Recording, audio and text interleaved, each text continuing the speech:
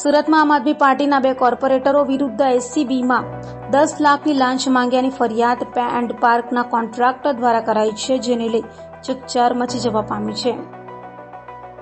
સુરતમાં pay and પાર્કના contractor પાસે કોર્પોરેટરે લાંચ માંગી હોવાના આક્ષેપ સાથે એસીબીમાં અરજી કરાઈ છે. ત્યારે આમ આદમી પાર્ટીના 2 કોર્પોરેટરો જીતેન્દ્ર કાછડિયા અને વિપુલ સુહાગિયા વિરુદ્ધ એસીબીમાં પે એન્ડ પાર્કના કોન્ટ્રાક્ટર દ્વારા એસીબીમાં ફરિયાદ કરાઈ છે અને કોન્ટ્રાક્ટર દ્વારા સીસીટીવી ફૂટેજ તથા ઓડિયો રેકોર્ડિંગ સહિતના પુરાવા એસીબીને સુપ્રત કર્યા હતા. તો સામે આપના કોર્પોરેટર જીતેન્દ્ર કાછડિયાએ કોન્ટ્રાક્ટરના આક્ષેપોને પાયા વિહોણા હોવાનું કહ્યું હતું અને લીગલ ટીમની માહિતી લઈ આગળની કાર્યવાહી કરાશે તેમ જણાવાયું હતું. હિતેશભાઈ કાળુભાઈ ચૌહાણ. હિતેશભાઈ, શું આખી ઘટના બની હતી? કેમ તમારે એસીબીમાં ફરિયાદ કરી પડી? અમારે અહીંયા એસએમસીનું પે એન્ડ પાર્ક ચલાવીએ છીએ અમે, અને પે એન્ડ પાર્કમાં વેજીટેબલ માર્કેટ છે એસએમસીનું. ત્યાં એસએમસી સબ્જી માર્કેટમાં અમારા માણસો દ્વારા કોઈ કરિયાણાનો સામાન મૂકેલો. આ બાબત પર આમ આદમી પાર્ટીના 2 કોર્પોરેટર આવેલા, જીતુભાઈ કાછડિયા અને વિપુલભાઈ સુહાગિયા.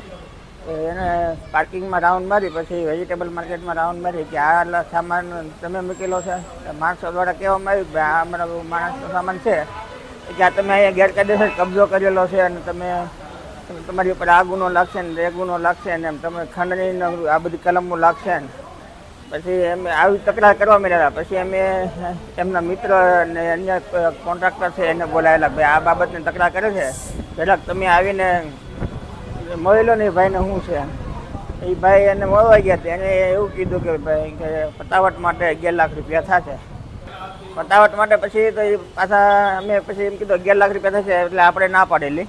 પછી પાછા બપોર પછી પાછા અધિકારીઓને બોલાવ્યા ઝોનમાંથી કે ભાઈ આ લોકોએ અહીંયા કબજો કર્યો છે ને આ છે ને તે છે ને. પછી પાછા ઓલા કોન્ટ્રાક્ટરને બોલાવ્યા, અન્ય કોન્ટ્રાક્ટરને. એને જે વાત કરેલી કે ભાઈ 11 લાખની. પછી અમે ત્રણેય એવું નક્કી કર્યું ભાઈ 10 લાખમાં આ બાબતે સમાધાન માટે નક્કી કરેલું. તો પછી તમે કેમ એસીબીમાં ફરિયાદ કરી?